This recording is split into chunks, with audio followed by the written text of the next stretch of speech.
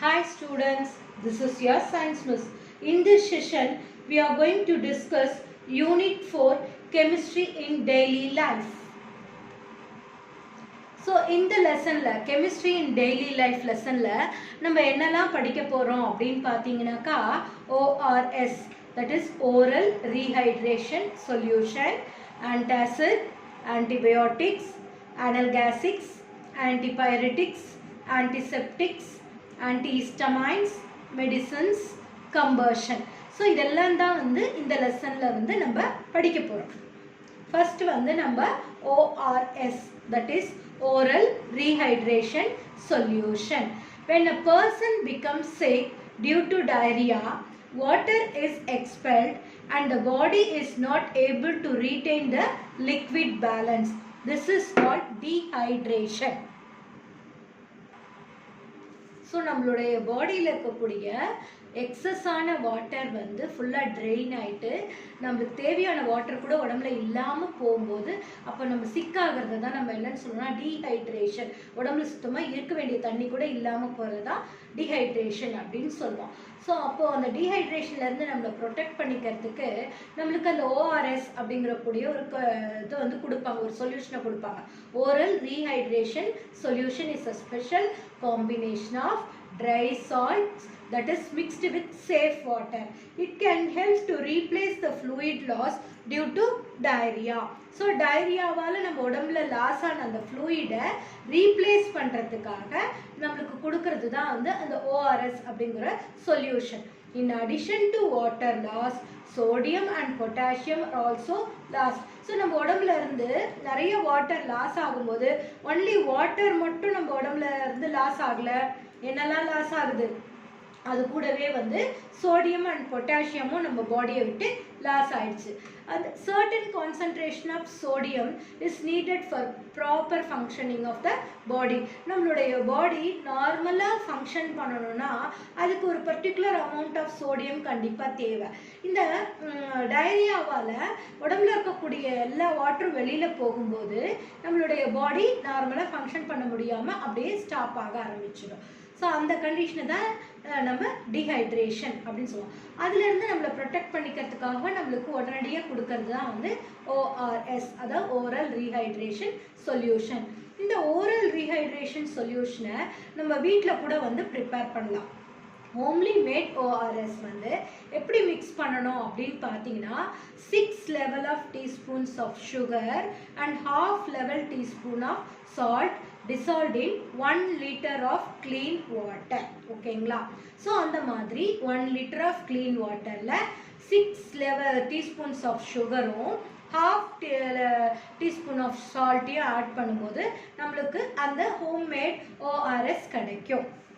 Okay, அடுத்தது இந்த oral rehydration solution வந்து ப்ரொடெக்ஷன் ஆஃப் சில்ட்ரன் ஃப்ரம் டயரியாலேருந்து சில்ட்ரன்ஸை ப்ரொடெக்ட் பண்ணணும்னா அவங்களுக்கு ORS கொடுக்கணும். அண்ட் அவங்களுடைய ஃபுட்டில் ஜிங்க் இருக்கணும், விட்டமின் ஏ இருக்கணும், இந்த மாதிரி ப்ராப்பர் ஃபுட் கொடுக்கணும். அவங்களுடைய பாடியில் தேவையான அளவு ஃப்ளூயிட் இருக்கணும். ப்ராப்பராக வந்து நம்ம எப்பவும் வந்து ஹேண்ட் வாஷ் பண்ணிக்கிட்டே இருக்கணும். சானிடேஷனை நம்ம ஃபாலோ பண்ணணும். அவங்களுக்கு ரெகுலராக கொடுக்க வேண்டிய எல்லா வேக்சின்ஸும் கொடுக்கணும். ஸோ இது எல்லாத்தையும் நம்ம வந்து கண்டிப்பாக ஃபாலோ பண்ணணும். அடுத்து நம்ம படிக்க போகிறது ஆன்டாசிட். அசிடிட்டி உங்கள் எல்லாருக்குமே தெரியும் இல்லையா? ஸோ அசிடிட்டினா என்ன?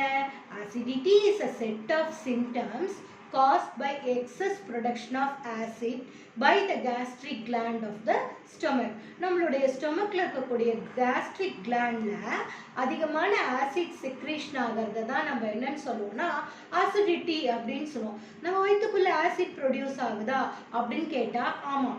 நம்மளுடைய சாப்பிட்ற ஃபுட்டு இருக்கு இல்லையா, அந்த ஃபுட்டு டைஜஷன் ஆகிறதுக்கு ஹெல்ப் பண்ணுறதுக்காக நம்மளுடைய ஸ்டொமக்கில் ஒரு ஆசிட் வந்து செக்ரீட் ஆகுது. என்ன ஆசிட் அப்படின்னு கேட்டிங்கன்னா ஹைட்ரோக்ளோரிக் ஆசிட். அந்த HCl ஹைட்ரோக்ளோரிக் ஆசிட் வந்து நம்மளுடைய ஸ்டொமக்கில் ஒவ்வொரு தடவையும் நம்ம சாப்பிட்ற ஃபுட்டை டைஜஸ்ட் பண்ணுறதுக்காக அது செக்ரீட் ஆகுது. அந்த ஆசிட்னுடைய லெவல் வந்து சில நேரம் அதிகமாயிடுச்சுன்னா அப்போ வந்து நம்மளுக்கு என்ன ஆகும், அசிடிட்டிங்கிற கண்டிஷன் வந்து வந்துடும். ஸோ அந்த புளிச்ச ஏப்பெல்லாம் வரும், ஒரு மாதிரி கேஸ் அடைச்சிக்கிட்டு நம்மளுக்கு பெயின்ஃபுல்லாக இருக்கும் இல்லையா, அதுதான். So when we have acidity or heartburn we are administered a class of medicines. So அந்த அசிடிட்டியை போக்குறதுக்காக நமக்கு ஒரு சில மெடிசன்ஸை கொடுப்பாங்க இல்லையா, அந்த மெடிசன்ஸை தான் நம்ம என்னன்னு சொல்லுவோம்னா ஆன்டாசிட்ஸ் அப்படின்னு சொல்லுவோம். இந்த ஆசிட்னுடைய நேச்சரை குறைக்கிறதுக்காக நம்மளுக்கு கொடுக்குற அந்த மெடிசன் தான் வந்து ஆன்டாசிட்ஸ். அது வந்து நார்மலி வந்து ஒரு வீக் பேசிஸாக தான் இருக்கும். ஓகேங்களா? ஸோ நார்மலாக என்னென்ன ஆன்டாசிட்ஸ் எல்லாம் வந்து நம்ம யூஸ் பண்ணுவோம். Most of the common antacids are sodium bicarbonate, calcium carbonate, magnesium hydroxide, magnesium carbonate and aluminium hydroxide. இதெல்லாம் தான் வந்து காமனாக யூஸ் பண்ணக்கூடிய ஆன்டாசிட்ஸ். அடுத்தது antibiotics. The biosynthesized chemicals isolated from plants or microorganisms and used as medicines against infectious diseases. These substances were called as antibiotics. So antibioticsங்கிறதுக்கான correct definition இதுதான். So என்னென்ன antibiotics வந்து அதிகமாக நம்ம ரெகுலராக யூஸ் பண்ணுறோம் அப்படின்னு பார்த்தீங்கன்னாக்கா, chloramphenicols, tetracyclines, penicillin derivatives, இதெல்லாம் வந்து நம்ம அதிகமாக பயன்படுத்தக்கூடிய antibiotics. Antibiotics do not work for viruses like cold and flu. So cold, flu அப்படிப்பட்ட வைரஸ் மேலெல்லாம் வந்து இந்த ஆன்டிபயோட்டிக்ஸ் வேலை செய்யாது. ஸோ அதிகமான ஆன்டிபயோட்டிக்ஸையும் நம்ம எடுத்துக்கக்கூடாது. ஏன்னு பார்த்தீங்கன்னா ஆன்டிபயோட்டிக் ரெசிஸ்டன்ஸ் அப்படின்ற ஒரு கண்டிஷன் இருக்குது. Antibiotic resistance is defined as the ability of the microorganisms to resist the effects of an antibiotics to which they were once sensitive. இதுதான் வந்து antibiotic resistance அப்படிங்கிற வார்த்தைக்கான டெஃபினிஷன். அடுத்து நம்ம படிக்க போகிறது analgesics. Analgesics are painkillers. Painkillers தான் நம்ம வந்து analgesics அப்படின்னு சொல்லுவோம். Analgesics are painkillers or the pain suppressing chemicals released by the body. They suppress the feeling of pain. So ரொம்ப வலி அதிகமாக இருக்கும்போது பெயின் கில்லர்ஸ் வந்து நமக்கு கொடுப்பாங்க இல்லையா. ஸோ அது என்ன செய்யும், நம்மளுக்கு வந்து அந்த பெயின் தெரியாமல், நம்மளை வந்து வலி தெரியாமல் தூங்க வைக்கிறதுக்காக நம்மளுக்கு அது பயன்படுத்தும். These analgesic drugs selectively release pain by acting either in central nervous system or on peripheral pain mechanism without significantly altering consciousness. நம்மளுடைய கான்ஷியஸ்னஸை ஆல்டர் பண்ணாமல் நம்மளுடைய சென்ட்ரல் நர்வஸ் சிஸ்டமையோ இல்லை பெரிஃபரல் நர்வஸ் பெயின் மெக்கானிசமையோ டெம்ப்ரவரியாக அது என்ன பண்ணுது, ஸ்டாப் பண்ணி வைக்குது, ரிலீவ் பண்ணி வைக்குது. அது பெயின் நம்மளுக்கு தெரியாத அளவுக்கு, அது வந்து ஃபீல் பண்ண முடியாத அளவுக்கு ஸ்டாப் பண்ணி வைக்குது. அந்த மாதிரியான மெடிசன்ஸை தான் நம்ம என்னன்னு சொல்வோம்னா அனல்காசிக்ஸ் அப்படின்னு சொல்லுவோம். ஓகேங்களா? ஸோ இங்கே இந்த டயக்ராமேட்டிக் ரெப்ரசன்டேஷனில் பார்த்தீங்கன்னாக்கா உங்களுக்கு இப்போ இந்த இடத்துல பயங்கரமான பெயின் இருக்குன்னு வச்சுக்கோங்க, இதுதான் பெயின் சோர்சஸ். ஸோ பிரெயின் இந்த வந்து pain messages moves through the peripheral nerves and up the spinal cord. இது வந்து இந்த மெசேஜ் வந்து என்ன ஆகுது, மேலே வந்து நம்மளுடைய பிரெயினுக்கு போகுது. பிரெயின் இன்டர்பிரட்ஸ் த messages as pain. So brain கிட்ட போய் அந்த மெசேஜ் வந்து பிரெயின் கிட்ட சொல்லுது, இந்த இடத்துல வந்து பெயினாக இருக்குது அப்படின்னு சொல்லிட்டு. ஸோ பிரெயின் வந்து sense pain suppressing chemicals and triggers other response. So அது வலியை குறைக்கிறதுக்கான என்ன செய்யணுமோ அந்த வேலையை வந்து பிரெயின் வந்து நம்மளுக்கு செஞ்சு கொடுக்குது. ஸோ இப்படி தான் வந்து அனல்காசிக்ஸ் வந்து நம்மளுடைய பாடியில் வேலை செய்யுது. ஓகேங்களா? அடுத்து நம்ம படிக்க போகிறது antipyretics. In normal course our body temperature ranges from 98.4 to 98.6 degree Fahrenheit. இதுதான் நார்மல் பாடி டெம்பரேச்சர். ஒரு நார்மல் பாடிக்கு இதுதான் நம்மளுடைய டெம்பரேச்சர். இதை விட அதிகமாக இருந்தால் நம்ம அதை என்னன்னு சொல்லுவோம், ஃபீவர்னு சொல்லுவோம் இல்லையா. So when the temperature goes above this level it is called fever. If the internal body temperature exceeds 105 degree Fahrenheit, This may cause damage to our body protein and the brain may experience seizures and delirium. The prolonged high fever may also cause death. So fever அப்படிங்கிறது இந்த 98.6 டிகிரிக்கு மேலே போச்சுன்னா 99, 100 degree and 101 degree 102 degree அந்த மாதிரிலாம் இருக்கு இல்லையா. So என்ன ஆகும், உடனே டாக்டர் வந்து நம்மளுக்கு இன்ஜெக்ஷன் போட்டு அந்த பாடி டெம்பரேச்சர் குறையறதுக்கு நமக்கு ட்ரீட்மெண்ட் கொடுப்பாங்க. அப்படியே விட்டுட்டு சில நேரங்களில் 105 டிகிரி ஃபாரன்ஹைட்க்கு மேலே நம்மளுடைய பாடி டெம்பரேச்சர் போச்சுன்னா அப்போ ஆட்டோமேட்டிக்காக என்ன ஆகிடும்னா பிரெயினில் டேமேஜ் ஆகிடும், அந்த பாடியில் இருக்கக்கூடிய ப்ரோட்டீன்லாம் கரைஞ்சிடும் அண்ட் டோட்டலாக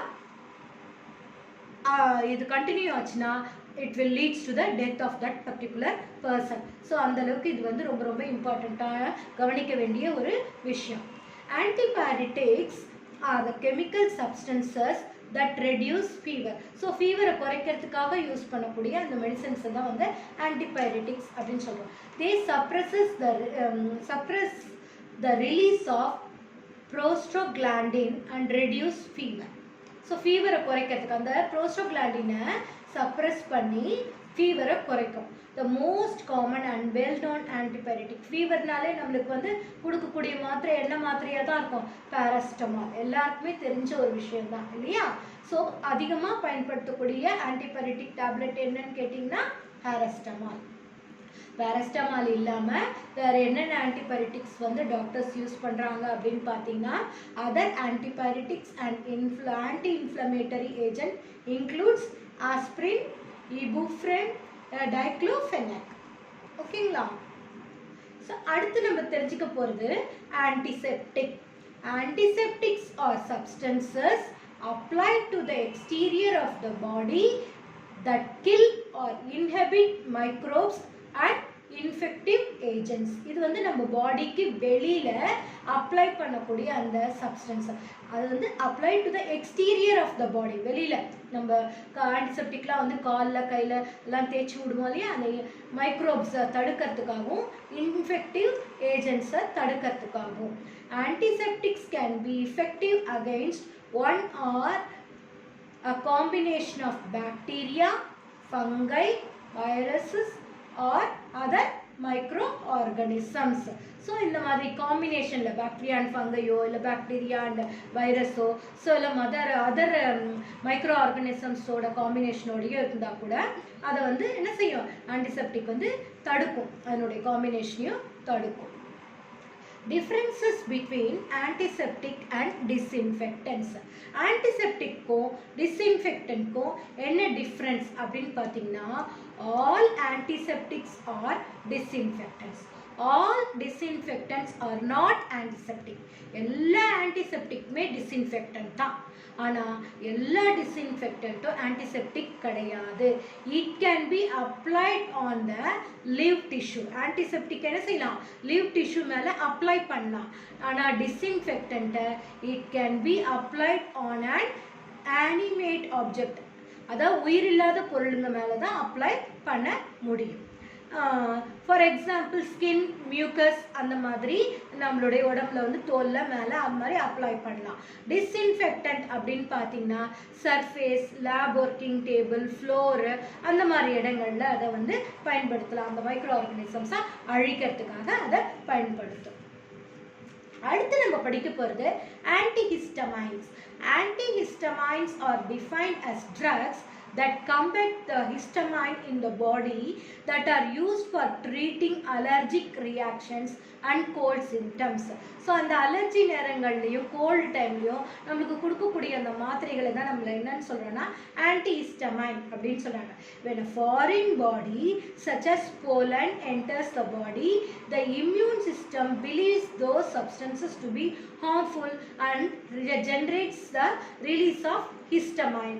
நம்ம உடம்புக்கு சம்பந்தம் இல்லாத ஏதோ ஒரு அந்நிய பொருள், ஒரு டஸ்ட் பார்ட்டிக்கலாக இருக்கலாம், இல்லை ஒரு போலன் கிரெயின், ஒரு பூவில் இருக்கக்கூடிய அந்த எல்லோ கலரில் இருக்கக்கூடிய அந்த போலன்ஸாக இருக்கலாம், எதுவாக வேணாலும் இருக்கலாம். ஸோ நம்ம உடம்புக்கு சம்மந்தம் இல்லாத ஒரு ஃபாரின் ஆப்ஜெக்ட் நம்ம உடம்புக்குள்ளே என்டர் ஆச்சுன்னா உடனே நம்மளுடைய இம்யூன் சிஸ்டம் இது நம்ம உடம்புக்கு கெடுதலை ஏற்படுத்துறதுக்கு தான் உள்ளே வந்திருக்கு அப்படின்னு நினச்சிட்டு அதை அழிக்கிறதுக்காக அது என்ன செய்யும், ஒரு கெமிக்கல் சப்ஸ்டன்ஸை ரிலீஸ் பண்ணும். அந்த கெமிக்கல் சப்ஸ்டன்ஸ்க்கு பேர் ஹிஸ்டமைன் அப்படின்னு சொல்லுவோம். Medicines are used to treat the disease and to improve our health. So நம்ம சாதாரணமாக எதுக்கு மாத்திரை மருந்தெல்லாம் எடுத்துக்குவோம், நம்மளுடைய உடம்புல இருக்கக்கூடிய நோயை குணப்படுத்துறதுக்கும் நம்மளுடைய ஹெல்த்தை இம்ப்ரூவ் பண்ணுறதுக்காகவும் தான் வந்து மெடிசன்ஸை நம்ம எடுத்துக்குவோம். The science or practice of diagnosis, treatment and prevention of disease. இதெல்லாம் வந்து என்னன்னு சொல்லுவோம்னா the science or practice of diagnosis, treatment and prevention of disease. ஓகேங்களா? So there are many ways to intake the medicine. Medicines என்னென்னலாம் எப்படிலாம் எடுத்துக்கலாம்? First oral use, வெளியில் use பண்ணுறது, வாய் வழியாக நம்மளுக்கு கொடுக்கறது, அடுத்தது இன்ஜெக்ஷனாக கொடுக்கறது. ஸோ ஓரல் யூஸ்னால் நம்ம வாயில் போட்டு மாத்திரை முழுங்குறோம் இல்லையா, அது ஓரல் யூஸ். எக்ஸ்டர்னல் யூஸ்ங்கிறது உடம்புல அப்ளை பண்ணுறது. இன்ஜெக்ஷன்ஸ் வந்து நம்ம வீனஸ் அண்ட் இன்ட்ராமஸ்குலர் இன்ஜெக்ஷன் போடுறது, இதுதான். ஸோ இந்த மாதிரியான வகையில் வந்து நம்மளுக்கு உடம்புக்குள்ள மெடிசனை நம்ம இன்டேக் பண்ணுறோம். இப்போ எல்லா மாத்திரையும் எடுத்துக்கலாமா அப்படின்னு பார்த்தீங்கன்னா, ஆல்வேஸ் யூஸ் மெடிசன் சேஃப்லி. நீங்கள் ஆஸ் அ ஸ்டூடெண்ட் இது கண்டிப்பாக தெரிஞ்சிருக்கணும். என்ன தெரிஞ்சிருக்கணும்னா, I know I should never take any medicine that isn't meant for me. எனக்காக செய்யப்பட்டது கிடையாது இந்த மாத்திரை, அதனால் நான் எந்த மாத்திரையும் எடுத்துக்கலாம் அப்படின்னு நீங்கள் நினைக்கவே கூடாது. எது உனக்கு பெரியவங்க கொடுக்குறாங்களோ அந்த மாத்திரைகளை உனக்கு எப்போ டாக்டர் வந்து இது இந்த குழந்தைக்கு கொடுக்கலான்னு சொல்கிறாங்க அப்போ மட்டும்தான் நீங்கள் எடுத்துக்கணும். I only take medicines when a grown up I trust gives them to me. அதாவது எனக்கு எப்போ மாத்திரை எடுத்துக்கணும்னு டாக்டர் அட்வைஸ் பண்ணுறாங்களோ அப்போது என் வீட்டில் எனக்கு இது கொடுக்கணும்னு சொல்கிறவங்க கொடுத்தா மட்டும்தான் நான், யார் கொடுத்தாலும் மாத்திரை வாங்கி நம்ம போட்டுக்குவோமா, போட்டுக்க மாட்டோம் இல்லையா. So I know medicines can be dangerous if you take the wrong amount. So ஒரு நாளைக்கு ஒரு மாத்திரை தான் எடுத்துக்கணும் போது நம்ம சில டைம் மறந்து போய் ரெண்டாவது மாத்திரை எடுத்துக்கிட்டோம்னா அதனால பக்க விளைவுகள் அதிகமாக இருக்கும் இல்லையா. So it tells you on the label how much to take. அந்த லேபிள்லேயே எழுதியிருக்கோம், ஒரு ஸ்பூன் தான் எடுத்துக்கணும், ஒரு டேப்லெட் தான் இன்றைக்கி எடுத்துக்கணும் அப்படின்னு எழுதியிருக்கோம். ஸோ டாக்டர் ஒரு நாளைக்கு ஒரு டேப்லெட் தான் எடுத்துக்கணும், ஒரு நாளைக்கு 2 தான் எடுத்துக்கணும் அப்படின்னு நம்மளுக்கு சொல்லியிருப்பாங்க இல்லையா. அந்த கரெக்ட் ப்ரிஸ்கிரைப்டு டோசேஜ் தான் நம்ம எடுத்துக்கணும், அதை விட அதிகமாக எடுத்துக்க கூடாது. I know medicines are not sweets and that they can be harmful. சாக்லேட்ஸோ ஸ்வீட்ஸோ நம்ம நினச்ச நேரத்தில் எடுத்து சாப்பிட்டுப்போம் இல்லையா. ஆனால் அந்த மாதிரி மெடிசன்ஸ் வந்து ஒரு சாக்லேட்டோ ஸ்வீட்டோ கிடையாது, நினச்ச நேரத்துக்கு எடுத்துக்கிறதுக்கு அது ரொம்ப ஹார்ம்ஃபுல். அது எப்போ கொடுக்குறாங்களோ, எப்போ நம்ம உடம்புக்கு தேவைப்படுதோ அப்போ மட்டும்தான் நம்ம அதை சாப்பிடணும். அதே நேரத்தில் கண்டிப்பாக அந்த மருந்து மாத்திரையில் எழுதியிருக்கோம், குழந்தைங்க கைப்படாத இடத்துல இதை எடுத்து வைங்க அப்படின்னு சொல்லிட்டு. I know it is important to store medicines out of reach of younger children. கண்டிப்பாக குழந்தைங்க வந்து அவங்களுக்கு தெரியாது, அது என்னன்னு தெரியாமே எடுத்து சாப்பிட்ருவாங்க, அதனால அவங்களுக்கு அது டேஞ்சர் ஆகிடும் இல்லையா. ஸோ அதனால் குழந்தைங்க இருக்கிற இடத்துல அந்த அவங்க கடையில் படாத ஹைட்டில் அதை எடுத்து பத்திரமா எடுத்து யூஸ் பண்ணணும். அடுத்த topic, next topic of the lesson is combustion. கம்பஷன்னா என்ன? Combustion is a chemical reaction that occurs in the presence of a fuel and an oxidizing agent that produces energy, usually in the form of heat and light. இதுதான் வந்து கம்பஷனுக்கான definition. எரியறதுன்னு சொல்லுவாங்க, எரிப்பது. All combustion reactions are exothermic, that is they release heat. அது என்ன செய்யும்? ஹீட்டை வந்து release பண்ணும் இல்லையா. அதனால எல்லா கம்பஷன் ரியாக்ஷன்ஸுமே எக்ஸோதெர்மிக் ரியாக்ஷன் தான். கம்பஷன் நடக்கணும் அப்படின்னு பார்த்தீங்கன்னா 3 முக்கியமான விஷயங்கள் அங்கே இருக்கணும். இந்த ட்ரையாங்கிள் பார்த்தீங்கன்னா ஆக்சிஜன், ஒரு இடத்துல எரியுது அப்படின்னு சொன்னால் ஆக்சிஜன் இருக்கணும், ஆக்சிஜன் இருந்தால் தான் எரியும். இன்னொன்று அந்த பொருள், எரியக்கூடிய பொருளுக்கு தேவையான அந்த டெம்பரேச்சர், இக்னியேஷன் டெம்பரேச்சர், இக்னியேஷன் சோர்ஸ். அடுத்தது எரிபொருள், அந்த ஃபியூவல். அதில் இந்த 3 விஷயமா இருந்தால் தான் அந்த இடத்துல கம்பஷன் நடக்கும். ஸோ கம்பஷனுக்கு இது 3 திங்ஸும் வெரி வெரி இம்பார்ட்டன்ட். இப்போ இக்னிஷன் டெம்பரேச்சர் அப்படின்னு சொன்னோம் இல்லையா, அப்படின்னா என்ன, வாட் இஸ் இக்னிஷன் டெம்பரேச்சர் 2 மார்க்கில் கேட்பாங்க. The minimum temperature at which a substance catches fire and burn is called its ignition temperature. சரிங்களா? Substances which have very low ignition temperature and can easily catch fire with a flame are called inflammable substances. So எந்த substancesலாம் அதோட ignition temperature ரொம்ப கம்மியா இருக்கோ அது சீக்கிரமா என்ன ஆகும், நெருப்பு பிடிச்சிக்கும் இல்லையா. ஸோ அந்த மாதிரி பொருள் நம்ம என்னன்னு சொல்லுவோம்னா inflammable substance அப்படின்னு சொல்லுவோம். எதெல்லாம் சீக்கிரமா உடனே டக்குன்னு நெருப்பு பிடிச்சிக்குன்னு பார்த்தீங்கன்னா petrol, alcohol, LPG liquefied petroleum gas and compressed natural gas, இதெல்லாம் வந்து சீக்கிரமா உடனே நெருப்புப்படுத்தக்கூடிய பொருட்கள், இன்ஃப்ளேமபிள் சப்ஸ்டன்ஸ் அப்படின்னு சொல்லுவோம்.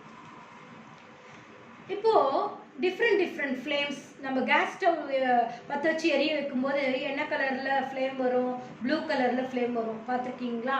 ஸோ என்ன டிஃப்ரெண்ட் சால்ட்டை வந்து எரிக்கும் போது நம்மளுக்கு டிஃப்ரெண்ட் கலரில் ஃப்ளேம் வருமா. எப்சம் சால்ட்டை வந்து எரிக்கும் போது ஒயிட் ஃப்ளேம், லித்தியம் குளோரைடு எரியும் போது வயலட் ஃப்ளேம், பொட்டாசியம் குளோரைடு எரியும் போது இண்டிகோ ஃப்ளேம், ப்ளீச்சிங் பவுடர் எரியும் போது ப்ளூ ஃப்ளேம், போராக்ஸ் பவுடர் எரியும் போது க்ரீன் ஃப்ளேம், கால்சியம் குளோரைடு எரியும் போது yellow colour flame, table salt எரியும் போது ஆரஞ்சு ஃப்ளேம். ஸோ ஸ்ட்ரோனியம் குளோரைடு எரியும் போது ரெட் கலரில் நம்மளுக்கு ஃப்ளேம் கிடைக்கும். ஸோ அதை வந்து நம்ம புக்கில் கொடுத்துருக்காங்க. இந்த பாருங்கள், ப்ளூ கொடுத்துருக்காங்க, பிங்க்கு கொடுத்துருக்காங்க, ரெட்டு கொடுத்துருக்காங்க, ஆரஞ்சு, எல்லோ, இந்த மாதிரி different flames of colourful flames வந்து நமக்கு கிடைக்கும். அடுத்து நீங்கள் படிக்க போகிறது வந்து structure of a candle flame. இந்த எல்லாருமே வந்து மெழுகு ஏற்றி வச்சு எரியறது பார்த்துருப்பீங்க இல்லையா. ஸோ அந்த ஃப்ளேமை பார்த்தீங்கன்னாக்கா அதில் வந்து நம்மளுக்கு 3 ஜோன்ஸ் இருக்கும். என்னென்ன ஜோன் அப்படின்னு பார்த்தீங்கன்னாக்கா, ஃபஸ்ட்டு அவுட்டர் ஜோன் இந்த வெளியில், அடுத்து மிடில் ஜோன், அடுத்து இன்னர் மோஸ்ட் ஜோன். அவுட்டர் ஜோனில் வந்து கம்ப்ளீட் கம்பஷன் ப்ளூ கலரில் இருக்கும், ஹாட்டஸ்ட் பார்ட், அதுதான் ரொம்ப சூடும். மிடில் ஜோன் வந்து பார்ஷியல் கம்பஷன், பாதி தான் எரியும், எல்லோ கலரில் இருக்கும், அது வந்து மாடரேட்லி ஹாட்டாக இருக்கும். இன்னர் மோஸ்ட் ஜோன் வந்து அன்பர்ன்ட் வேக்ஸ் வேப்பர், அது வந்து பிளாக் கலரில் இருக்கும், அது வந்து லீஸ்ட் ஹாட்டாக இருக்கும். ஓகேங்களா? ஸோ இந்த கேண்டில் ஃப்ளேமில் நம்மளுக்கு 3 ஜோன்ஸ் இருக்குது. இந்த அவுட்டர் ஜோன் வந்து கம்ப்ளீட் கம்பஷன் இருக்கும், அது வந்து ப்ளூ கலரில் இருக்கும், hottest part of the flame. Middle zone வந்து பார்ஷியல் கம்பஷன், அது வந்து கலர் ஆஃப் த ஃப்ளேம் வந்து எல்லோ கலராக இருக்கும், moderately hot part. Inner zone வந்து அன்பர்ன்ட் வேப்பர் பிளாக் கலரில் இருக்கும், அது லீஸ்ட் ஹாட் பார்ட். ஓகேங்களா? அடுத்தது நீங்கள் படிக்க போகிறது calorific value. calorific valueனா என்ன? What is calorific value? The amount of heat energy produced on complete combustion of 1 kg of fuel is called its calorific value. இதுதான் வந்து calorific valueக்கான definition. அதை வந்து எப்படி calculate பண்ணுவோம் அப்படின்னு பார்த்தீங்கன்னா, calorific value is equal to heat produced by amount of fuel used for burning, kg kilo joule per KG அப்படின்னு சொல்லுவோம். கம்பஷனில் 3 மெயின் டைப்ஸ் ஆஃப் கம்பஷன் இருக்கு. என்னென்னு பார்த்தீங்கன்னா, rapid combustion, spontaneous combustion, explosion combustion. So rapid combustion, வேகமாக எரியறத வந்து rapid combustion அப்படின்னு சொல்லுவோம். ஸ்பான்டேனியஸ் கம்பஷன், திடீர்னு காரணமே இல்லாமல் எரியறத வந்து ஸ்பான்டேனியஸ் கம்பஷன் சொல்லுவோம். எக்ஸ்ப்ளோஷன் கம்பஷன், வெடி சத்தத்தோடு எரியறத வந்து எக்ஸ்ப்ளோஷன் கம்பஷன் அப்படின்னு சொல்லுவோம். அடுத்து அவங்க எரியக்கூடிய அந்த ஃப்ளூயல் இருக்கு இல்லையா, அந்த ஃபியூவல் வந்து குட் ஃபியூவலாக, அதுக்கு குட் ஃபியூவலாக இருந்தால் அதுக்கு என்னென்ன கேரக்டரிஸ்டிக்ஸ் இருக்கணும், இது வந்து 2 மார்க் ஆர் 4 மார்க்கில் கேட்பாங்க. Characteristics of a good fuel, அதுக்கு என்னென்ன கேரக்டர்ஸ் இருக்கணும்? ரெடிலி அவைலபிளாக இருக்கணும், ஈஸியாக கிடைக்கக்கூடியதாக இருக்கணும், சீப்பாக இருக்கணும், கம்மியான விலையாக இருந்தால் தான் வாங்க முடியும். Easy transport and store, burns at moderate rate, produce large amount of heat, do not leave behind any undesirable substances, do not cause pollution. So இந்த கேரக்டர்ஸ்லாம் இருந்தால் தான் அதை என்னன்னு சொல்லுவோம்னா குட் ஃபியூவல் அப்படின்னு சொல்லுவோம். ஸோ ஆல்ரெடி இந்த ஃபயர் ட்ரையாங்கிள் உங்களுக்கு நான் சொல்லியிருந்தேன் இல்லையா, the condition necessary for producing fire are fuel, air அதாவது ஆக்சிஜன் சப்ளை அண்ட் ஹீட் அந்த இக்னிஷன் டெம்பரேச்சர், இது மூணு கண்டிப்பாக இருந்தால் தான் வந்து ஃபயர் எரியும். ஸோ ஒரு இடத்துல திடீர்னு தீ பிடிச்சிருச்சுன்னு வச்சுக்கோங்களேன், அந்த நெருப்பு அணைக்கிறதுக்கு என்ன பயன்படுத்துவாங்க? ஃபயர் எக்ஸ்டிங்கிஷர் இல்லையா? Fire extinguisher cut off the supply of air or bring down the temperature of the fuel or both the condition and controls the fire. So அந்த ஃபயர் எரியக்கூடிய அந்த நெருப்பை அணைக்கிறதுக்காக அந்த ஃபயர் எக்ஸ்டிங்கிஷரை நம்ம ஆன் பண்ணும்போது அது வந்து என்ன செய்யும்னா, அங்கே இருக்கக்கூடிய அந்த டெம்பரேச்சர் இக்னிஷன் டெம்பரேச்சர் லெவலை கம்மி பண்ணி கொண்டு வரும், ஆக்சிஜன் சப்ளையை கட் பண்ணிடும். ஸோ இந்த ரெண்டு கண்டிஷனை நம்ம வந்து அங்கே ஸ்டாப் பண்ண உடனே நெருப்பு எரியறது அணைஞ்சிடும். அதுக்காக தான் நம்ம ஃபயர் எக்ஸ்டிங்கிஷரை பயன்படுத்துகிறோம். ஸோ ஃபயர் எக்ஸ்டிங்கிஷர் அப்படின்னு எடுத்துக்கிட்டோம்னா, the most common types of fire extinguishers are air pressurised water extinguisher, carbon dioxide extinguisher, dry chemical powder extinguisher. So இந்த 3 டைப்ஸ் ஆஃப் ஃபயர் எக்ஸ்டிங்கிஷர்ஸ் தான் வந்து அதிகமாக நம்ம பயன்படுத்திட்டு இருக்கோம். Students, go through the video once or twice for better understanding. Find the answers for the evaluation part. Thank you, students.